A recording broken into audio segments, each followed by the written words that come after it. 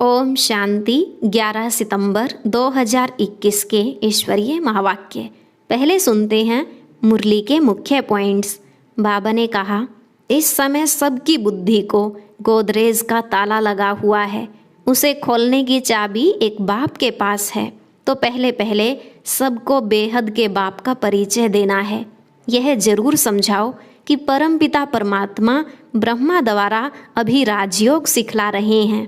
वही बाप नॉलेजफुल है जो सृष्टि के आदि मध्य अंत का राज समझाते हैं। यह निश्चय होना चाहिए, हमको भगवान पढ़ाते हैं। संशय आने से ही भागंती होते हैं, फिर कोई न कोई विकर्म करने लगते हैं। भगवानुवाच काम महाशत्रु है, उस पर जीत पाने से ही जगत जीत बनेंगे। जो पावन बनेंगे वही पावन दुनिया में जा सकेंगे।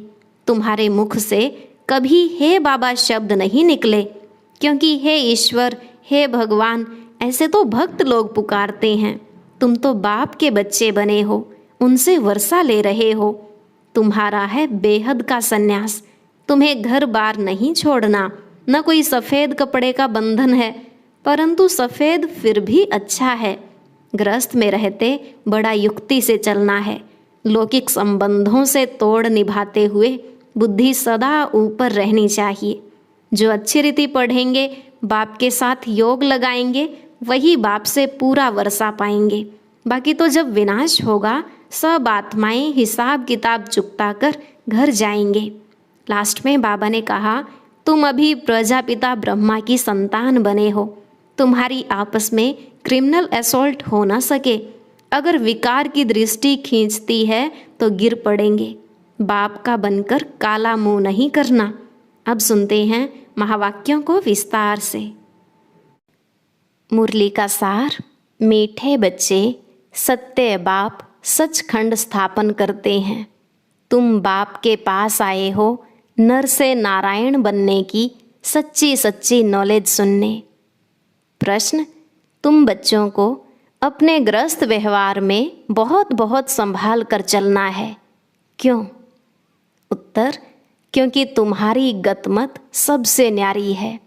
तुम्हारा गुप्त ज्ञान है, इसलिए विशाल बुद्धि बन सबसे तोड़ निभाना है। अंदर में समझना है हम सब भाई भाई व भाई बहन हैं। बाकी ऐसे नहीं, स्त्री अपने पति को कहे तुम मेरे भाई हो, इससे सुनने वाले कहेंगे इनको क्या हो गया। युक्ति से चलना है। ओम शांति। रूहानी बाप बैठ बच्चों को समझाते हैं। रूहानी अक्षर न कहे, सिर्फ बाप कहें तो भी अंडरस्टूड है, यह रूहानी बाप है। बाप बैठ बच्चों को समझाते हैं। सब अपने को भाई भाई तो कहते ही हैं, तो बाप बैठ समझाते हैं बच्चों को। सबको तो नहीं समझाते होंगे। गीता में भी लिखा हुआ है भगवानुवाच, किसके प्रति? भगवान के हैं सब बच्चे। वह भगवान बाप है, तो भगवान के बच्चे सब ब्रदर्स हैं। भगवान ने ही समझाया होगा, राजयोग सिखाया होगा। अभी तुम्हारी बुद्धि का ताला खुला हुआ है। तुम्हारे सिवाय ऐसे ख्यालात और कोई के चल ना सकें। जिन जिन को संदेश मिलता जाएगा वह स्कूल में आते जाएंगे, पढ़ते जाएंगे, समझेंगे। प्रदर्शनी तो देखी, अब जाकर ज़्यादा सुने। पहली पहली मुख्य बात है ज्ञान सागर पतित पावन गीता ज्ञानदाता शिव भगवानुवाच। उनको यह पता पड़े कि इन्हों को सिखलाने वाला, समझाने वाला कौन है। वह सुप्रीम सोल ज्ञान सागर निराकार है। वह है ही ट्रुथ, वह सत्य ही बताएगा। फिर उसमें कोई प्रश्न उठ ही नहीं सकता। तुमने सब छोड़ दिया ट्रुथ के ऊपर, तो पहले पहले तो इस पर समझाना है कि हमको परम पिता परमात्मा ब्रह्मा द्वारा राजयोग सिखलाते हैं। यह राजाई पद है, जिसको निश्चय हो जाएगा कि जो सभी का बाप है वह पारलौकिक बाप बैठ समझाते हैं, वही सबसे बड़ी अथॉरिटी है। तो दूसरा कोई प्रश्न उठ ही नहीं सकता। वह है पतित पावन।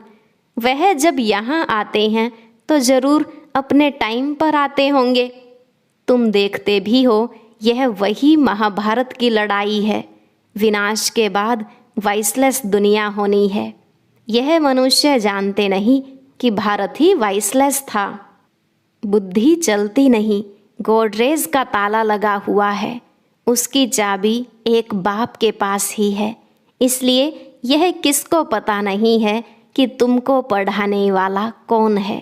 दादा समझ लेते हैं, तब टीका करते हैं, कुछ बोलते हैं। इसलिए पहले पहले यह समझाओ, इसमें लिखा है शिव भगवान वाच, वह तो है ही ट्रुथ। बाप है ही नॉलेजफुल, सृष्टि के आदि मध्य अंत का राज समझाते हैं। यह शिक्षा अभी तुमको उस बेहद के बाप से मिलती है। वही सृष्टि का रचयिता है, पतित सृष्टि को पावन बनाने वाला है। तो पहले पहले बाप का ही परिचय देना है। उस परम पिता परमात्मा से आपका क्या संबंध है। वह नर से नारायण बनने की सच्ची नॉलेज देते हैं। बच्चे जानते हैं बाप सत्य है, जो बाप ही सचखंड बनाते हैं। तुम यहाँ आए ही हो नर से नारायण बनने। बैरिस्टर पास जाएंगे तो समझेंगे हम बैरिस्टर बनने आए हैं। अभी तुमको निश्चय है हमको भगवान पढ़ाते हैं। कई निश्चय करते भी हैं, फिर संशय बुद्धि हो जाते हैं। तो उनको सब कहते हैं, तुम तो कहते थे हमें भगवान पढ़ाते हैं, फिर भगवान को क्यों छोड़ आए हो। संशय आने से ही भागंती हो जाते हैं, कोई न कोई विकर्म करते हैं। भगवानुवाच काम महाशत्रु है, उन पर जीत पाने से ही जगत जीत बनेंगे। जो पावन बनेंगे वही पावन दुनिया में जाएंगे। यहाँ है ही राजयोग की बात, तुम जाकर राजाई करेंगे। बाकी जो आत्माएं हैं वह अपना हिसाब किताब चुकतू कर वापिस चली जाएंगी। यह कयामत का समय है। अब यह बुद्धि कहती है सतयुग की स्थापना जरूर होनी है। पावन दुनिया सतयुग को कहा जाता है। बाकी सब मुक्तिधाम में चले जाएंगे, उनको फिर अपना पार्ट रिपीट करना है। तुम भी अपना पुरुषार्थ करते रहते हो पावन बन और पावन दुनिया का मालिक बनने के लिए। मालिक तो अपने को समझेंगे ना, प्रजा भी मालिक है। अभी प्रजा भी कहती है ना हमारा भारत। तुम समझते हो अभी सब नर्कवासी हैं। अभी हम स्वर्गवासी बनने के लिए राजयोग सीख रहे हैं। सब तो स्वर्गवासी नहीं बनेंगे। बाप कहते हैं जब भक्ति मार्ग पूरा होगा तब ही मैं आऊँगा। मुझे ही आकर सब भक्तों को भक्ति का फल देना है। मेजॉरिटी तो भक्तों की है ना। सब पुकारते रहते हैं हे गॉड फादर। भक्तों के मुख से ओ गॉड फादर, हे भगवान, यह जरूर निकलेगा। अब भक्ति और ज्ञान में फर्क है।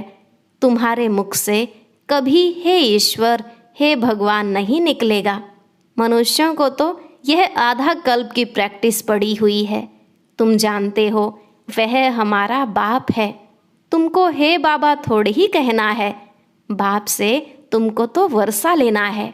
पहले तो यह निश्चय हो कि हम बाप से वर्षा लेते हैं। बाप बच्चों को वर्षा लेने के अधिकारी बनाते हैं। यह तो सच्चा बाप है ना। बाप जानते हैं हमने जिन बच्चों को ज्ञानामृत पिलाए, ज्ञान चिता पर बिठाए, विश्व का मालिक देवता बनाया था, वही काम चिता पर बैठ भस्मीभूत हो गए हैं। अब मैं फिर ज्ञान चिता पर बिठाए घोर नींद से जगाए स्वर्ग में ले जाता हूँ। बाप ने समझाया है तुम आत्माएं वहाँ शांति धाम और सुख धाम में रहती हो। सुख धाम को कहा जाता है वाइसलेस वर्ल्ड, संपूर्ण निर्विकारी। वहाँ देवताएं रहते हैं और वह है स्वीट होम, आत्माओं का घर। सभी एक्टर्स उस शांति धाम से आते हैं यहाँ पार्ट बजाने। हम आत्माएं यहाँ की रहवासी नहीं हैं।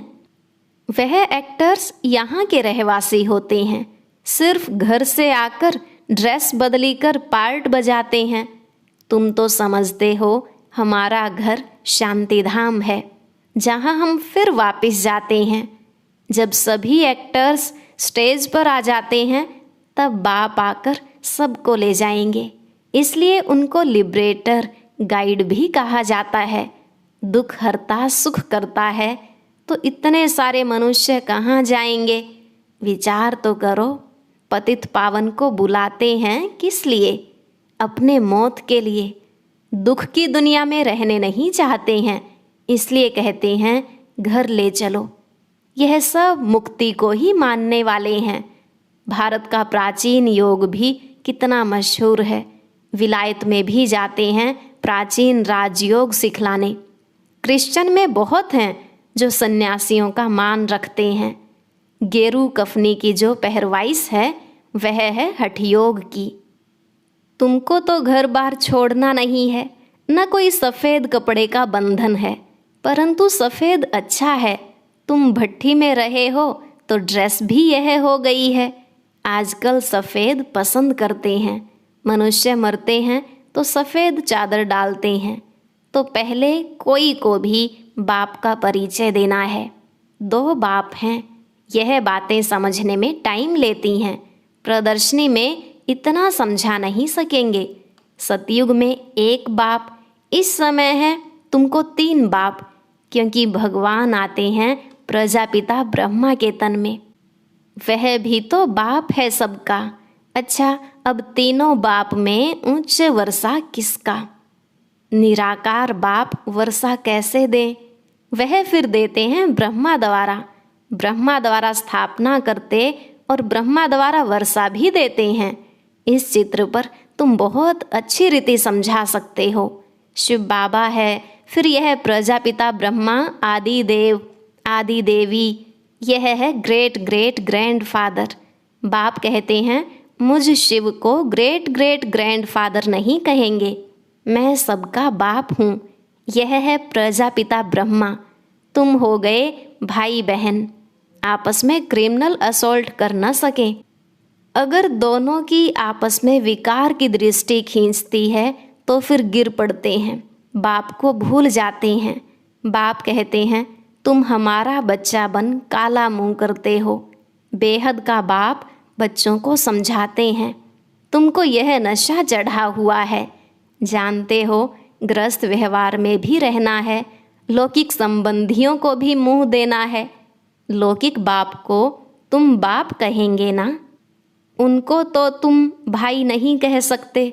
ऑर्डिनरी वे में बाप को बाप ही कहेंगे। बुद्धि में है कि यह हमारा लौकिक बाप है। ज्ञान तो है ना, यह ज्ञान बड़ा विचित्र है। आजकल करके नाम भी ले लेते हैं, परंतु कोई विजिटर आदि बाहर के आदमी के सामने भाई कह दो तो वह समझेंगे इनका माथा खराब हुआ है। इसमें बड़ी युक्ति चाहिए। तुम्हारा गुप्त ज्ञान, गुप्त संबंध है। अक्सर करके स्त्रियां पति का नाम नहीं लेती हैं, पति स्त्री का नाम ले सकते हैं। इसमें बड़ी युक्ति से चलना है, लौकिक से भी तोड़ निभाना है। बुद्धि चली जानी चाहिए ऊपर। हम बाप से वर्षा ले रहे हैं, बाकी चाचे को चाचा, बाप को बाप कहना पड़ेगा ना। जो ब्रह्मा कुमार कुमारी नहीं बने हैं वह भाई बहन नहीं समझेंगे। जो बीके बने हैं वही इन बातों को समझेंगे। बाहर वाले तो पहले ही चमकेंगे। इसमें समझने की बुद्धि अच्छी चाहिए। बाप तो बच्चों को विशाल बुद्धि बनाते हैं। तुम पहले हद की बुद्धि में थे, अभी बुद्धि चली जाती है बेहद में। वह हमारा बेहद का बाप है। यह सब हमारे भाई बहन हैं, लेकिन घर में सासू को सासू ही कहेंगे, बहन थोड़ी ही कहेंगे। घर में रहते बड़ी युक्ति से चलना है, नहीं तो लोग कहेंगे यह तो पति को भाई, सासू को बहन कह देते। यह क्या है? यह ज्ञान की बातें तुम ही जानो और न जाने कोई। कहते हैं ना, प्रभु तेरी गति मत तुम ही जानो। अब तुम उनके बच्चे बनते हो तो तुम्हारी गत मत तुम ही जानो। बड़ी संभाल से चलना पड़ता है, कहाँ कोई मूंझे नहीं। तो प्रदर्शनी में तुम बच्चों को पहले पहले यह समझाना है कि हमको पढ़ाने वाला भगवान है। अब तुम बताओ भगवान कौन? निराकार शिव या देहधारी श्री कृष्ण, जो गीता में भगवानुवाच है, वह शिव परमात्मा ने महावाक्य उच्चारे हैं या श्री कृष्ण ने? कृष्ण तो है स्वर्ग का पहला प्रिंस। ऐसे तो कह नहीं सकते कि कृष्ण जयंती सो शिव जयंती, शिव जयंती के बाद फिर कृष्ण जयंती। शिव जयंती से स्वर्ग का प्रिंस श्री कृष्ण कैसे बना, वह है समझने की बात। शिव जयंती, फिर गीता जयंती, फिर फट से है कृष्ण जयंती, क्योंकि बाप राजयोग सिखलाते हैं ना, बच्चों की बुद्धि में आया है ना। जब तक शिव परमात्मा न आए तब तक शिव जयंती मना नहीं सकते। जब तक शिव आकर कृष्णपुरी स्थापन न करे तो कृष्ण जयंती भी कैसे मनाई जाए? कृष्ण का जन्म तो मनाते हैं, परंतु समझते थोड़े ही हैं। कृष्ण प्रिंस था तो जरूर सतयुग में होगा ना, देवी देवताओं की राजधानी होगी जरूर। सिर्फ एक कृष्ण को बादशाही तो नहीं मिलेगी ना, जरूर कृष्णपुरी होगी ना।